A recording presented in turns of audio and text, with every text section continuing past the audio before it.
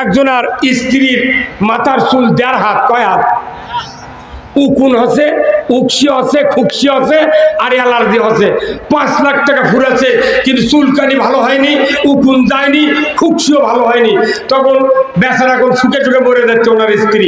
হঠাৎ করে এক মূর্খ মানুষ করছে, চাচা আপনার স্ত্রীর এই অসুবিধা আমি শুনলাম, আপনার কি ভালো হয়নি? না বা মরার দশারে 5 লাখ ফুরেছি, কিছু হয়নি। উনি তখন বলছেন ওই মূর্খ মানুষ যে চাচা 5টা থেকে আমার দেন তো। কে? 10 মিনিটের মধ্যে ব্যারাম ভালো করে দেবো। তখন 5 টাকা গেছে।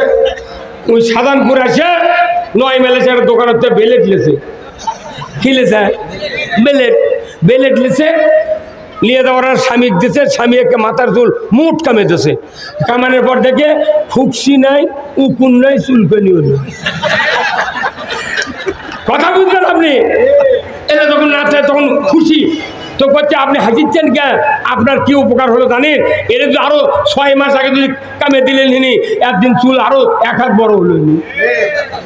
কতক্ষণ টাকা? তো এই যে আমরা বাংলাদেশের একটা মাথা আছে, সেই মাথার নাম হলো ঢাকার সংসদ। মানুষের মাথা দুকুন হলে আর ওষুধ হলো বেলেট দিয়ে কামান। আর এই সংসদ হলো বাংলাদেশের মাথা। ওটি চুলকানি, খুকসি, উকসি, জুনের অ্যালার্জি হচ্ছে। ওটাকে এইবার আমাকে কামিয়ে ফেলে দেয়।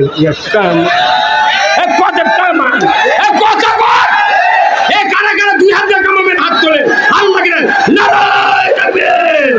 নারায়ে তাকবীর, আল কোরআনের আলো। কামান ছাড়া কোনো উপায় নাই।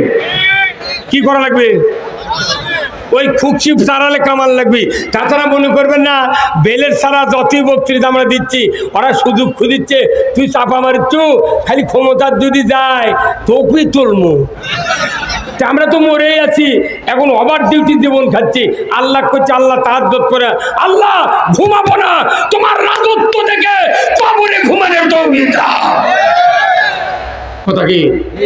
বক্তৃতা সব আছে বাংলাদেশে, কিন্তু কোরআনের রাজ নাই।